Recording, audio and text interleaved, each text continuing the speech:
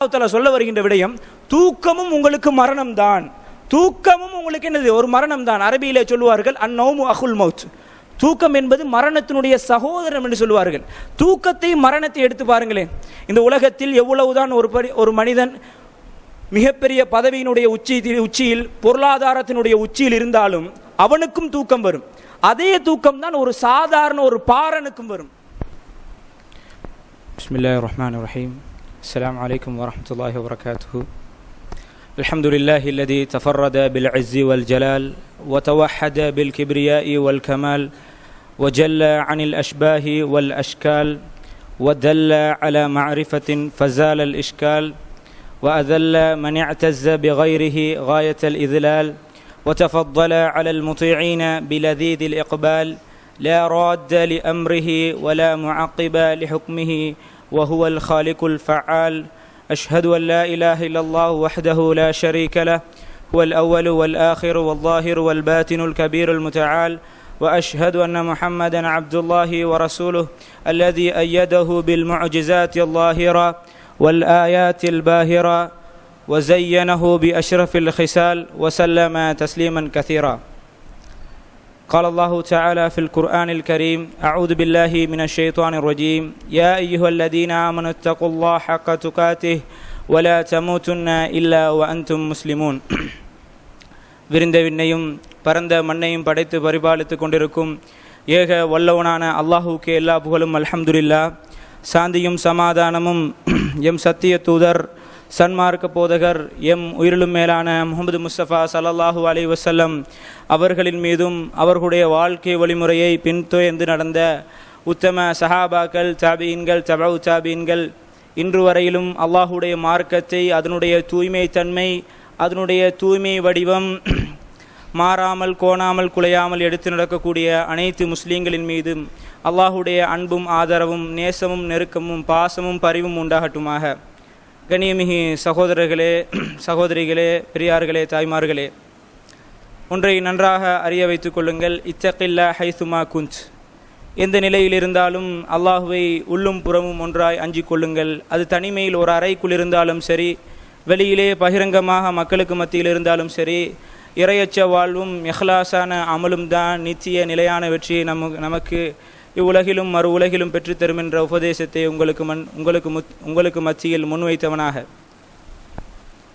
கண்ணியமிகு சகோதரர்களே, பெரியார்களே, தாய்மார்களே, சகோதரிகளே, இந்த மார்க்க சொற்பொழிவு நிகழ்வின் வாயிலாக பகிர்ந்து கொள்ள முடியாத அனுபவங்கள் என்ற ஒரு சிறு தலைப்பின் வாயிலாக ஒரு சில அம்சங்களை உங்களோடு பகிர்ந்து விட்டு செல்லலாம் என ஆசைப்படுகிறேன். கண்ணியமிகு சகோதரர்களே, பெரியார்களே, மனிதனை பொறுத்தவரையில் அவன் அனுபவங்களால் நிரம்பியவன். இந்த உலகத்தில் அனுபவம் இல்லாத மனிதன் என்று சொல்லி யாரும் கிடையாது. எல்லோரிடத்திலும் அனுபவம் என்ற ஒரு பகுதி நிச்சயம் இருக்கும். பொதுவாக மனிதனுடைய இயல்பு என்னவென்று சொன்னால், அவனுக்கு அனுபவம் ஏதாவது கிடைத்தால் அதனை மற்றவர்களோடு பகிர்ந்து கொள்வான். அவன் அனுபவங்களாக எதை வைத்திருப்பான் என்று சொன்னால், அவன் கடந்த காலத்தில் இருந்தவை, அவனது கடந்த கால நிகழ்வுகள், அவனது பாடசாலை காலத்திலே நண்பர்களோடு கழித்த விடயங்கள், அல்லது அதிலே பட்ட கஷ்டங்கள், சந்தோஷமான நிகழ்வுகள், இப்படி கடந்த கால அம்சங்களை மனிதன் என்ன செய்வான்? அனுபவங்களாக உள்ளத்திலே தேக்கி வைத்திருப்பான். இந்த அனுபவங்களை என்ன செய்வான்? மற்றவர்களோடு பகிர்ந்து கொள்வான். இது மனிதனுடைய ஒரு பகுதி. இன்னும் ஒரு பகுதி இருக்கிறது, மனிதன் யாரோடும் அந்த அனுபவத்தை பகிர்ந்து கொள்ள மாட்டான். அது என்ன அனுபவம்? அவனுடைய உள்ளத்திலே அந்த அனுபவங்களை உள்ளத்திலே வைத்து பூட்டி வைத்திருப்பான். அவன் செய்த பாவங்களாக இருக்கலாம், அல்லது மோசமான அம்சங்களாக இருக்கலாம், அல்லது அந்த அனுபவங்களை வெளியே சொன்னால் ஏதும் பிரச்சனை வந்து விடுமோ, அப்படியான ஒரு சில அனுபவங்களை என்ன செய்ய மாட்டான்? யாரோடும் மனிதன் பகிர்ந்து கொள்ள மாட்டான். எல்லோருக்கும் அப்படியான ஒரு அனுபவம் இருக்கும். யாரோடும் அந்த அனுபவத்தை என்ன செய்ய மாட்டான்? அவன் பகிர்ந்து கொள்ள மாட்டான். அதனை உள்ளத்திலே பூட்டி வைத்திருப்பான். இன்னும் ஒரு பகுதி இருக்கிறது. என்னென்று சொன்னால், கண்ணியமிகு சகோதரர்களே, பெரியார்களே, யாரோடும் பகிர்ந்து கொள்ள முடியாத ஒரு அனுபவம் அப்படி என்ற ஒரு சொல்லக்கூடிய ஒரு பகுதியும் இருக்கிறது. யாரோடும் அதனை நீங்கள் நினைத்தாலும் அதனை யாரோடும் பகிர்ந்து கொள்ள முடியாது. யாருக்கும் எனக்கு ஏற்பட்ட அனுபவம் அது எப்படி இருந்தது, அது என்ன மாதிரி இருந்தது தெரியுமா என்று சொல்லி அந்த அனுபவத்தை நிச்சயம் நாங்கள் அனுபவிப்போம். ஆனால் அதற்கு பின்னால் அதனை யாரிடமாக சொல்லுவோமான்னு கேட்டால் நிச்சயமாக அதனை யாரோடும் நாங்கள் என்ன செய்ய முடியாது? பகிர்ந்து கொள்ள முடியாது. நம் சமூகத்திலே அனுபவ பகிர்வில் தேர்ச்சி பெற்ற பல பேரை பார்க்கலாம். ஒரு பிஸ்னஸா அதற்கும் அனுபவம் சொல்லுவார்கள், கல்வி சம்பந்தப்பட்ட விடயமா அதற்கும் அனுபவம் சொல்லுவார்கள், ஒரு ஃபெமிலி ஒரு பிரச்சனையா அதற்கும் அனுபவம் சொல்லுவார்கள். இப்படி அனுபவ பகிர்வில் தேர்ச்சி பெற்ற பல பேரை நம் சமூகத்தில் பார்க்கலாம். சில பேரை நாங்கள் பார்த்திருப்போம், அனுபவ பகிர்வை வைத்து பெருமை அடிக்கக்கூடியவர்களையும் நம் சமூகத்தில் பார்க்கலாம். நான் படாத பாடா, நான் பார்க்காத அனுபவமா, நான் காணாத விடயமா என்று சொல்லி அனுபவத்தை வைத்து பெருமை அடிப்பவர்கள் நாங்கள் என்ன செய்யலாம், நம் சமூகத்திலே பார்க்கலாம். ஆனால் அல் குர்ஆனும் சுன்னாவும் சில அனுபவங்களை சொல்கிறது. அதை நீங்கள் நினைத்தாலும் யாரோடும் பகிர்ந்து கொள்ள முடியாது. என்ன அனுபவம் அது? கொஞ்சம் சிந்தித்தால் என்ன செய்யலாம், எங்களால் கண்டுபிடித்து விடலாம். இந்த உலகத்திலே ஒரு மனிதன் மரணிக்கின்ற நேரத்தில் பெறுவானே அனுபவம், இந்த உலகத்திலே ஒரு மனிதன் மௌத்தாகின்ற நேரத்திலே பெற்றுக்கொள்வானே அந்த அனுபவம், அந்த அனுபவத்தை அதற்கு பின்னால் அவன் என்ன செய்ய முடியாது, யாரோடும் பகிர்ந்து கொள்ள முடியாது. அப்படி பகிர்ந்து கொள்ள முடியாத அனுபவத்தை அல் குர்ஆனும் சுன்னாவும் என்ன செய்கிறது, எங்களுக்கு சொல்லித் தருகிறது. அப்போ கண்ணியமிகு சகோதரர்களே, இப்போது எங்களுக்கு ஒரு கேள்வி எழலாம். இப்போ மௌத்தை பற்றி அவர் பேச போகிறார், இப்படியான ஒரு நேரத்தில் மௌத்தை பற்றி பேச வேண்டியுமா, அதன் அவசியம் தேவையா என்ற ஒரு கேள்வி எழலாம். கண்ணியமிகு சகோதரர்களே, உமர் ரலியல்லாஹு அவர்கள் சொன்னார்கள், கஃபா பில் மௌத்தி வாஇதா. நாமெல்லாம் இந்த இடத்திலே ஒன்று கூடியிருக்கிறோம், உபதேசம் கேட்க வேண்டும், நல்ல அம்சங்களை கேட்க வேண்டும், திருந்த வேண்டும் என்ற நோக்கத்திற்காக நாங்கள் எல்லாம் இந்த இடத்தில் ஒன்று கூடியிருக்கிறோம். இந்த உலகத்தில் ஒரு மனிதன் திருந்தி வாழ்வதற்கு நிறைய உபதேசங்கள் தேவை. எல்லா உபதேசங்களை விட இந்த உலகத்தில் ஒரு மனிதன் திருந்தி வாழ்வதற்கு மௌத் என்ற உபதேசம் போதும். அதனால்தான் உமர் ரலியல்லாஹு அவர்கள் சொன்னார்கள், கஃபா பில் மௌத்தி வாஇதா. ஒரு மனிதன் இந்த உலகத்தில் திருந்தி வாழ்வதற்கு மௌத் என்ற ஒற்றை வார்த்தை அவனுக்கு உபதேசமாக போதும். ஏன்? அந்த மௌத்தை ஒரு மனிதன் சரியான முறையில் சிந்தித்தானாக இருந்தால், அந்த மௌத், ஒரு மனிதன் எவ்வளவுதான் பொருளாதாரத்தில் கொட்டி கிடந்தாலும், கோடியில் அவன் பிறண்டாலும் மௌத் வந்தால் தடுக்க முடியாது. ஒரு மனிதனை சூழ எவ்வளவுதான் பட்டம் பதவிகள் குவிந்து கிடந்தாலும், அவன் பதவியினுடைய உச்சத்தில் அவனை சூழ மக்கள் இருந்தாலும் மௌத் வந்தால் தடுக்க முடியாது. ஒரு மனிதனுடைய உயிர் எடுக்கப்படக்கூடாது என்று சொல்லி வைத்தியர்கள் அனைவரும் இந்த உலகத்தில் தேர்ச்சி பெற்ற வைத்தியர்களாக கூட இருக்கலாம், அவர்கள் அனைவரும் ஒரு மனிதனுடைய உயிர் எடுக்கப்படக்கூடாது என்று சொல்லி அவனை காப்பாற்ற எவ்வளவுதான் முயற்சி செய்தாலும் மௌத் வந்தால் தடுக்க முடியாது. எனவே கண்ணியமிகு சகோதரர்களே, பெரியார்களே, தாய்மார்களே, ஒரு மனிதன் மௌத்தை பற்றி சரியான முறையில் சிந்திப்பானாக இருந்தால் இந்த உலகத்தில் வேறு எதுவும் அவனுக்கு உபதேசமாக தேவையில்லை, 1000 உபதேசங்கள் தேவையில்லை. மௌத் என்ற ஒற்றை வார்த்தை அவனுக்கு இந்த உலகத்தில் திருந்தி வாழ்வதற்கு உபதேசியாக போதும். கண்ணியமிகு சகோதரர்களே, எமது தலைப்புக்குள் முழுமையாக நுழைவதற்கு முன்னால் இஸ்லாத்தை பொறுத்தவரையில் அல் குர்ஆனும் ஹதீஸும் எங்களுக்கு சொல்கிறது, மௌத் என்ற ஒரு விதியை, நியதியை, நிச்சயத்தை ஒரு முஸ்லீம் என்ன செய்ய வேண்டும், உறுதியாக நம்ப வேண்டும். ஏனென்று சொன்னால் அதை உறுதியாக அவன் நம்பினால்தான் அதனை நினைத்து என்ன செய்வான், பயப்பட்டு அவனுடைய வாழ்க்கையை சரியான முறையில் ஆக்கிக் கொள்வான். ஒரு சில வசனங்களை உங்களுக்கு மத்தியில் முன்வைக்கிறேன். சூரா ஜுமாவிலே அல்லாஹு தஆலா 2 விடயத்தை சேர்த்து பேசுகிறான். ஒன்று மனிதனுடைய இயல்பையும், இன்னொன்று மரணத்தினுடைய நியதி உறுதியையும் அல்லாஹு தஆலா சேர்த்து பேசுகிறான். அல்லாஹு தஆலா சொல்கின்ற போது, நபியே நீர் கூறுங்கள், குல் இன்னல் மௌத்தல்லதி தஃபிர்ரூன மின்ஹு ஃபஇன்னஹு முலாகீக்கும். மனிதா, நீ எந்த மௌத்தை கண்டு விரண்டோடுகிறாயோ, எந்த மரணத்தை கண்டு விரண்டோடுகிறாயே, எனவே மனிதனுடைய இயல்பு மௌத்தை கண்டு விரண்டோடுவது. அவன் எப்போதும் மௌத்தை விரும்ப மாட்டான். மௌத்தாக மாட்டேன் என்ற எண்ணத்தோடு இருப்பது மனிதனது இயல்பு. ஆனால் மரணத்தினுடைய நியதி நிச்சயம் என்ன, ஃபஇன்னஹு முலாகீக்கும், நிச்சயமாக அந்த மரணம் என்ன செய்யும், உங்களை வந்தடைந்தே தீரும் என்று அல்லாஹு தஆலா அழுத்தமாக சொல்கிறான். இன்னும் ஒரு வசனம் நாம் எல்லாம் அறிந்த வசனம் தான், குல்லு நஃப்ஸின் ذائقத்துல் மௌத். இந்த உலகத்தில் நஃப்ஸாக, நஃப்ஸ்ன்னு சொன்னால் ஆத்மா, எதுக்கெல்லாம் அல்லாஹு தஆலா இயங்கக்கூடிய சக்தியை கொடுத்த இந்த உலகத்தில் இருக்கக்கூடிய அனைத்து இயங்கிகளும் ஒரு நாள் மரணித்தே ஆகும் என்ற விதி. இன்னும் ஒரு இடத்தில் அல்லாஹு தஆலா சொல்கின்ற போது, குல் யதவஃபாக்கும் மலக்குல் மௌத் அல்லதி உக்கில பிக்கும் சும்ம இலா ரப்பிக்கும் துர்ஜஊன். நபியே நீர் கூறுங்கள், உங்களுக்கென்று பொறுப்பாக்கப்பட்ட மலக்கு ஒருவர் உங்களிடத்தில் வருவார், உங்களுடைய ரூஹை என்ன செய்வார், அவர் கைப்பற்றுவார், பின்பு நீங்கள் என்ன செய்வீர்கள், உங்களுடைய ரப்பிடத்திலே மீட்டப்படுவீர்கள். இன்னும் ஒரு வசனத்தை பாருங்கள், ஐனமா தகூனு யுத்ரிக்குமுல் மௌத் வலவ் குந்தும் ஃபீ புரூஜி முஷையதா. நீங்கள் எங்கிருந்த போதிலும் மரணம் உங்களை வந்தடைந்தே தீரும். அல்லாஹ் தஆலா உதாரணமாக எதனை சொல்கிறான் பாருங்கள். ஐனமா தகூன யுத்ரிக்குல் மௌத வலவ் குந்தும் ஃபீ புரூஜின் முஷையதா. பலமாக கட்டப்பட்ட கோட்டை, என்னுடைய உயிர் எடுக்கப்படக்கூடாது என்று இந்த உலகத்தில் உள்ள அனைவரும் என்னை ஒரு பாதுகாப்பான அரண் நிறைந்த ஒரு கோட்டைக்குள்ளே வைத்து அடைத்து என்னை பாதுகாத்து வந்தாலும் அதற்குள்ளும் மௌத் வரும் என்று அல்லாஹ் மௌத்தினுடைய உறுதியை என்ன செய்கிறான் சொல்லக்கூடிய செய்தியை பார்க்கலாம். இன்னும் ஒரு குர்ஆனிய வசனத்தை பாருங்கள். சூரா ஜுமருடைய 42வது வசனமாக அல்லாஹ் தஆலா குறிப்பிடுகிறான். என்னவென்று சொன்னால், அல்லாஹு யதவஃபல் அன்ஃபுஸ ஹீன மௌத்திஹா. அல்லாஹ் தான் ஒரு மனிதன் மௌத்தாகின நேரத்தில் உயிரை என்ன செய்கிறான் கைப்பற்றுகிறான். வல்லதி லம் தமுத் ஃபீ மனாமிஹா. உறக்கத்தில் மரணிக்காத உயிர்களையும் அல்லாஹ் தான் கைப்பற்றுகிறான். ஃபயும்சிகுல்லதி கலா அலைஹல் மௌத் வயுர்சிலில் உக்ரா. உறக்கத்திலே மரணிக்காத உயிர்களை அல்லாஹ் கைப்பற்றிக் கொள்கிறான்.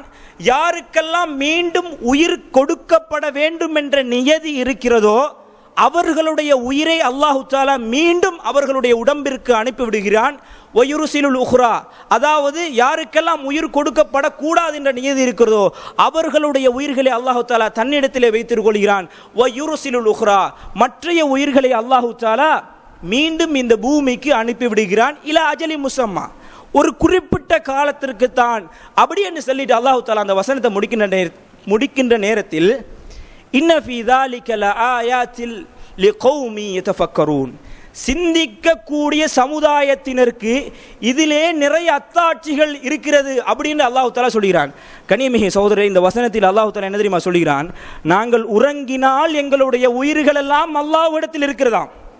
அல்லாஹ் எடுத்துக்கொள்கிறானா? நாங்கள் உறங்கினால் எங்களுடைய உயிர்களை அல்லாஹ் எடுத்துக்கொள்கிறான். அல்லாஹ் யாருக்கெல்லாம் மீண்டும் உயிரை கொடுக்க வேண்டும் என்று நாடுகிறானோ அவர்களுடைய உயிர்களை அல்லாஹ் மீண்டும் உடலுக்கு அனுப்பி விடுகிறான். யாருக்கெல்லாம் உயிர் கொடுக்கப்படக்கூடாது என்று இருக்கிறதோ அவர்களுடைய உயிர்களை அல்லாஹ் வைத்துக் கொள்கிறான். வைத்துக் கொண்டாலும் இலா அஜலி முஸம்மா, அதுவும் குறிப்பிட்ட காலத்திற்கு தான். அப்படி என்று சொன்னால் நன்றாக ஒன்றை புரிய வைத்துக் கொள்ளுங்கள். என்னவென்று சொன்னால், இதிலே அல்லாஹ் தஆலா படிப்பினை இருக்குதுன்னு சொன்னால், தூங்கும் போகும்போது என்ன படிப்பினை இருக்கிறது? அல்லாஹ் தஆலா இந்த இடத்துல தூக்கத்தை பற்றி தானே சொல்கிறான். தூக்கத்தில் என்ன படிப்பினை இருக்கிறது? கண்ணியமிகு சகோதரர்களே, இந்த இடத்தில் அல்லாஹ் தஆலா சொல்ல வருகின்ற விடயம், தூக்கமும் உங்களுக்கு மரணம் தான். தூக்கமும் உங்களுக்கு என்னது? ஒரு மரணம் தான். அரபியிலே சொல்லுவார்கள் அந்நௌமு அஹுல் மௌத், தூக்கம் என்பது மரணத்தினுடைய சகோதரன் என்று சொல்லுவார்கள். தூக்கத்தை மரணத்தை எடுத்து பாருங்களேன். இந்த உலகத்தில் எவ்வளவுதான் ஒரு மனிதன் மிகப்பெரிய பதவியினுடைய உச்சியில் பொருளாதாரத்தினுடைய உச்சியில் இருந்தாலும் அவனுக்கும் தூக்கம் வரும். அதே தூக்கம் தான் ஒரு சாதாரண ஒரு பாரனுக்கும் வரும். சாதாரண ஒரு பிச்சைக்காரனுக்கும் அதே தூக்கம் தான் வரும். தூக்கத்தில் வித்தியாசம் கிடையாது. தூங்கினால் இருவரும் சமந்தான். எனவே அது மௌத். இன்னும் ஒரு விடயம் என்ன தெரியுமா? ஒரு மனிதனிடத்தில் நீங்கள் எத்தனை மணிக்கு தூங்குனீங்க அப்படி என்று கேட்டால் அவர் சொல்லுவார், 9 மணிக்கு தூங்குனேன், 10 மணிக்கு தூங்குனேன், 11 மணிக்கு தூங்குனேன் அவர் சொல்லுவார். ஆனால் எக்ஸாக்டா குறிப்பா எந்த டைம்ல தூங்குனேன்னு எங்களை யாருக்கும் தெரியாது. இது மாதிரி தான் மௌத். எனவே இந்த தூக்கத்தை நீங்க சிந்திங்க. என்ன செய்துவீங்க? என்ன செய்து கொள்வீங்கள்? படிப்பினை பெற்றுக் கொள்வீர்கள். ஏன்? அந்த தூக்கம் எப்போ வரும் என்று எங்களுக்கு தெரியாது. வந்தால் என்ன நடக்கும் என்று என்ன தெரியாது. குகைவாசிகள் என்ன செய்தார்கள்? கிட்டத்தட்ட 300 வருடங்கள் தூங்கினார்கள். வரலாற்று ஆசிரியர்கள் பதிவு செய்யும் போது அதத சினின், பல ஆண்டுகள் என்ன செய்தார்கள்? தூங்கினார்கள். அவர்களிடத்தில் கேட்கப்படுகிறது, வகதாலிக பஅஸ்னாஹும் லியதஸாஅலு பைனஹும், அவர்களிடத்தில் கேட்கப்படுகிறது எவ்வளவு நாள் தூங்குனீங்க என்று. அவங்கள சொல்றாங்க, எப்படி? யௌமன் அவ் பஅதயும், ஒரு நாள் அல்லது 1 நாள் தான் நாங்கள் தூங்கியிருப்போம். எனவே தூங்கினால் மனிதன் யாருக்கும் எதுவும் வழங்காது. எனவே கண்ணியமிகு சகோதரர்களே, தூக்கம் ஒவ்வொரு நாளும் மரண சிந்தனையோடு இருக்க வேண்டும். அதனால் அல்லாஹ் தஆலா தூக்கமும் மரணம்தான், தூக்கமும் ஒரு மரணத்தினுடைய பகுதி என்பது ஒவ்வொரு முஸ்லீமும் ஒவ்வொரு நாளும் என்ன செய்ய வேண்டும்? உறங்க வேண்டும். அதனால் தான் பாருங்கள், அல்லாஹ்வுடைய தூதர் ஸல்லல்லாஹு அலைஹி வஸல்லம் அவர்கள் தூங்கி எழுந்ததன் பின்னால் ஓதக்கூடிய பிரார்த்தனைகள் எடுத்து பாருங்களேன். அல்ஹம்துலில்லாஹில்லதி அஹ்யானா பஅதமா அமதனா, நாங்கள் மரணித்ததன் பின்னால் உயிர்ப்பித்த உனக்கே எல்லா புகழும். இப்போது நீ எங்களுக்கு உயிரை தந்தாலும் வ இலைஹின் நுஷூர், உன்னிடமே என்ன செய்ய போகிறோம்? மீளப் போகிறோம். அதே மாதிரி அல்லாஹ்வுடைய தூதர் தூங்க போகும்போது ஓதின பிரார்த்தனை பாருங்களேன். ஒரு பிரார்த்தனையில் நான் தூங்க போகிறேன் என்று அல்லாஹ்வுடைய தூதர் ஸல்லல்லாஹு அலைஹி வஸல்லம் அவர்கள் சொல்லவில்லை.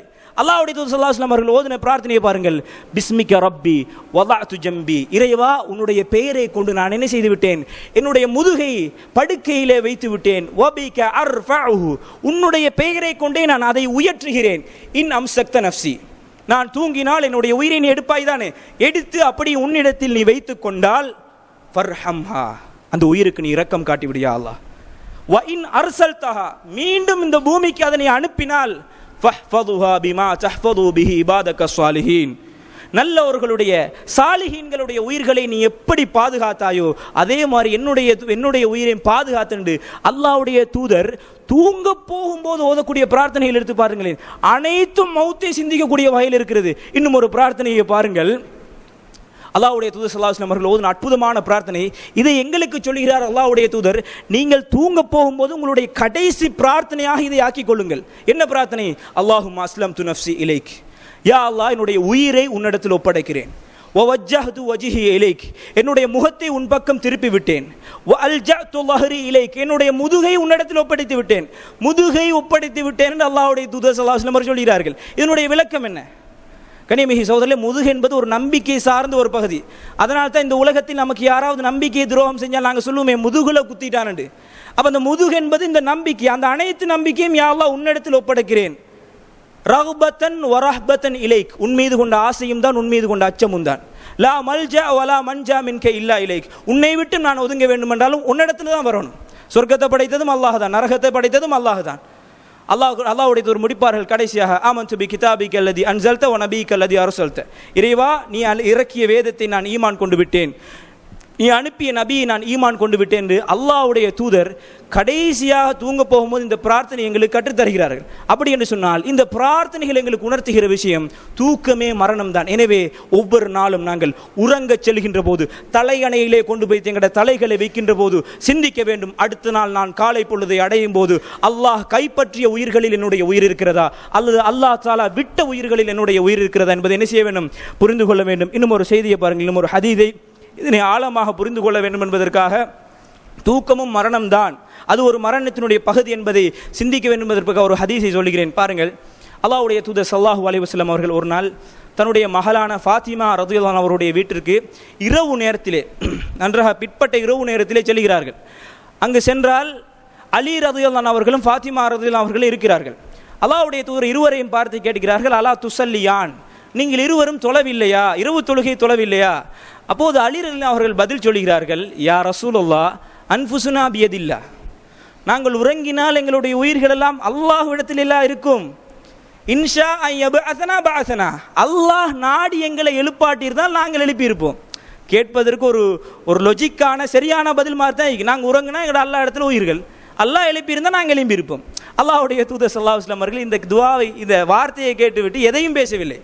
அல்லாஹ்வுடைய தூதர் அலி ரலியல்லாஹு அவர்கள் சொல்கிறார்கள், நான் அல்லாஹ்வுடைய தூதரை பார்த்தேன், ஃபயضرب ஃபഖதை, அல்லாஹ்வுடைய தூதர் தன்னுடைய தொடையில தட்டி விட்டு சொன்னார்கள், வகானல் இன்சானு அக்ஸர ஷைஇன் ஜதலா, மனிதன் அதிகமாக தர்க்கம் புரியக்கூடியவனாக இருக்கிறான் அப்படின்னு சொல்லி அல்லாஹ்வுடைய தூதர் ஸல்லல்லாஹு அலைஹி வஸல்லம் அவர்கள் வெளியே போன செய்தியை நாங்கள் என்ன செய்யலாம் பார்க்கலாம். அப்போ இந்த செய்தியில் எங்களுக்கு உணரக்கூடிய விடயம் தூக்கமும் மரணம் தான், அது மரணத்தினுடைய பகுதி என்பதை என்ன செய்யணும்? புரிந்து கொள்ள வேண்டும். இப்போது எங்களுடைய தலைப்பிற்குள் முழுமையாக வருவோம். கண்ணியமிகு சகோதரர்களே, ஒரு மனிதன் மரணிப்பதற்கு முன்னால் ஒரு நிலைமை இருக்கிறது, அதற்கு நாங்கள் சொல்லுவோம் சக்கராத், சக்ரத். அல்லாஹ் குர்ஆனில் சொல்கின்ற போது வஜாஅத் சக்ரத்துல் மௌத், மௌத் என்று சொன்னால் நிச்சயமாக சக்ரத் என்ற அந்த வேதனை அப்படி என்ற ஒரு நிலை இருக்கிறது. இது அல்லாஹ்வுடைய தூதர் ஸல்லல்லாஹு அலைஹி வஸல்லம் அவர்களுக்கும் இந்த சக்ரத் என்ற வேதனை ஏற்பட்டது. ஃபாத்திமா ரலியல்லாஹு அவர்கள் அல்லாஹ்வுடைய தூதருடைய இறுதி கட்டத்தில் வருகிறார்கள். வ அபா கர்ப அபா, என்னுடைய தந்தைக்கு வந்த வேதனையே, என்னுடைய தந்தைக்கு ஏற்பட்ட அந்த மௌத்தினுடைய வேதனையை அப்படி என்று கவலைப்பட்டு ஃபாத்திமானாகி வாராங்க அல்லாஹ்வுடைய தூதரிடத்தில். அப்போது அல்லாஹ்வுடைய தூதர் ஸல்லல்லாஹு அலைஹி வஸல்லம் சொல்கிறார்கள் மகளை பார்த்து, ஃபாத்திமாவே லைஸ அலா அபீக கர்புன் பஅத ஹாதல் யௌம், இன்றைய நாளுக்கு பின்னால் உன்னுடைய தந்தைக்கு எந்த விதமான கஷ்டமும் நோவினையும் கிடையாது. அப்படி என்று சொன்னால் சக்ரத் என்ற ஒரு நிலைமை நம் அனைவருக்கும் மௌத்திற்கு முன்னால் வரும். அல்லாஹ்வுடைய தூதர் கூட என்ன செய்யவில்லை, இதிலே விதிவிலக்கவில்லை. அல்லாஹ்வுடைய தூதரும் என்ன செய்யப்படுகிறார்கள், வேதனைக்குட்பட்டப்படுகிறார்கள் என்பதை நாங்கள் என்ன செய்ய வேண்டும், நன்றாக புரிந்து கொள்ள வேண்டும். இது ஒரு நிலைமை. இப்போ முதலாவது அனுபவத்துக்குள் வருவோம். நமக்கு மௌத்தாகின்ற நேரத்தில் என்ன அனுபவம் கிடைக்கும்? முதலாவது அனுபவம் என்னவென்று சொன்னால், அல்லாஹ்வுடைய தூதர் ஸல்லல்லாஹு அலைஹி வஸல்லம் அவர்கள் கூறுகிறார்கள், சஹாபாக்களை பார்த்து ஒரு நாள் ஒரு கேள்வி கேட்கிறார்கள். என்ன கேள்வி என்று சொன்னால், அலம் தரஉல் இன்சான் இதா மாத ஷஹஸ பஸருஹு, தோழர்களே நீங்கள் மனிதர்களை பார்த்தது இல்லையா, மனிதனை பார்த்தது இல்லையா, அவன் மரணித்தான் அவனுடைய பார்வைகள் நிலைக்குத்தாக மாறுவதை நீங்கள் பார்க்கவில்லையா? சஹாபாக்கள் சொல்கிறார்கள், பலா யா ரசூலுல்லாஹ், நாங்கள் பார்க்கிறோம்.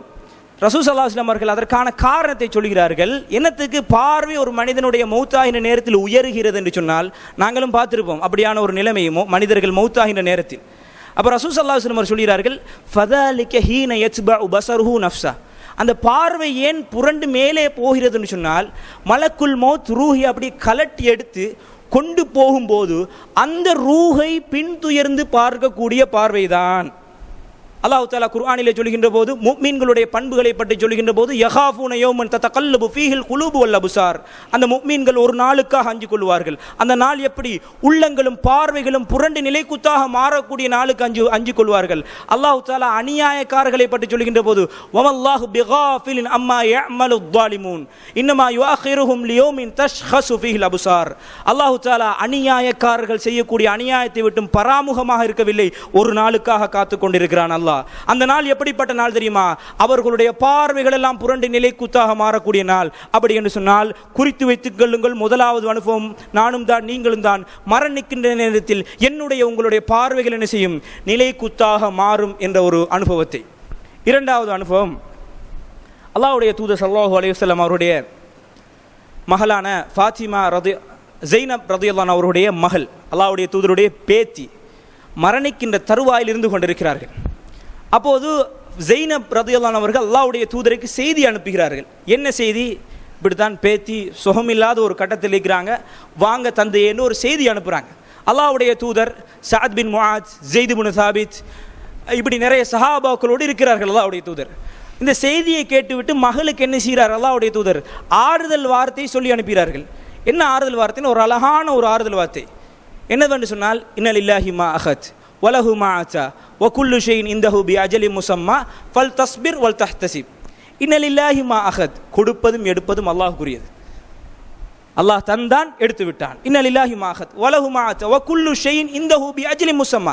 இந்த உலகத்தில் படைக்கப்பட்ட எல்லாவற்றுக்கும் ஒரு குறிப்பிட்ட கால அவகாசம் அவனிடத்தில் இருக்கிறது. எனவே அவன் உயிரை எடுத்து விட்டானா, தந்த உயிரை அல்லாஹ் எடுத்து விட்டானா, ஃபல்தஸ்பிர், பொறுமையாக இருங்கள், வல்தஹ்தசிப், நன்மையை எதிர்பார்த்து பொறுமையாக இருங்கள். அப்படி என்ற ஒரு ஆறுதல் செய்தியை மகளுக்கு அல்லாஹ்வுடைய தூதர் அனுப்புகிறாங்க.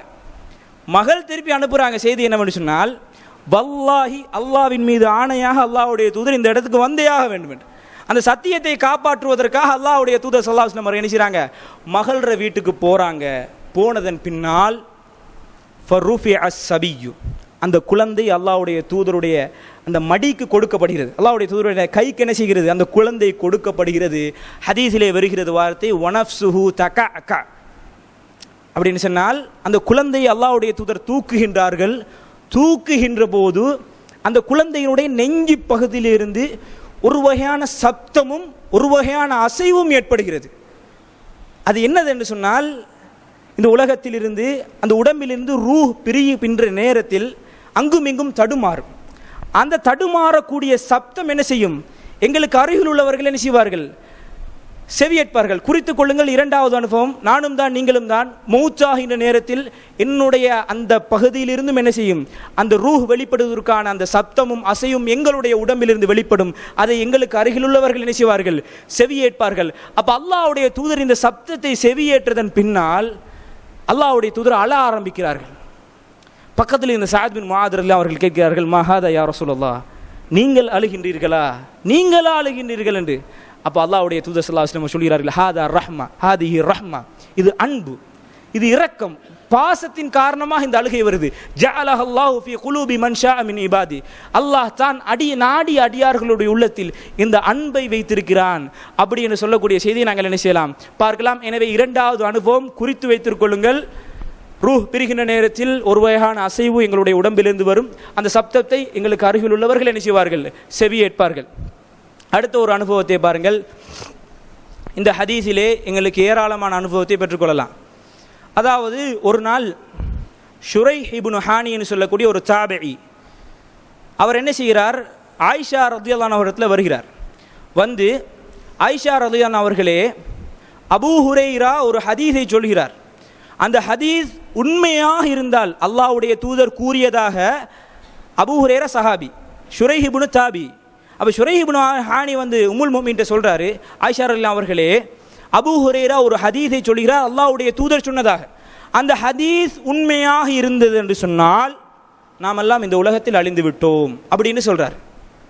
அப்போ ஆயிஷா ரலியல்லாஹு அவர்கள் மீண்டும் சொல்றாங்க, ஷுரைஹ் இப்னு ஹானியே, இன்னல் ஹாலிக மன் ஹலக பிகௌலி ரசூலுல்லாஹி ஸல்லல்லாஹு அலைஹி வஸல்லம், அல்லாஹ்வுடைய தூதர் அழிவார்கள் என்று சொல்லியிருந்தால் நிச்சயமாக அழிவார்கள். என்ன ஹதீஸ் அது? ஹதீஸை முதலில் சொல்லுங்கள். அபூ ஹுரைரா சொன்னார், மன் அஹப்ப லிகா அல்லாஹ் அஹப்ப அல்லாஹு லிகாஹு வமன் கரிஹ லிகா அல்லாஹ் கரிஹ அல்லாஹு லிகாஹு. யார் அல்லாஹ்வுடைய சந்திப்பை விரும்புகிறாரோ அவருடைய சந்திப்பை அல்லாஹும் விரும்புகிறான். யார் அல்லாஹ்வுடைய சந்திப்பை வெறுக்கின்றார்களோ அவருடைய சந்திப்பை அல்லாஹும் வெறுக்கிறான் அப்படின்னு செய்தியை சொல்லிட்டு ஷுரைஹ் இப்னு ஹானி சொல்றாரு, வலைஸ மின்னா அஹதுன் இல்லா வஹுவ யக்ரஹுல் மௌத், எங்களில் யாரும் மரணத்தை விரும்புகின்ற யாரும் இல்லையே, எல்லோரும் மௌத்தை வெறுக்கின்றோம் தானே.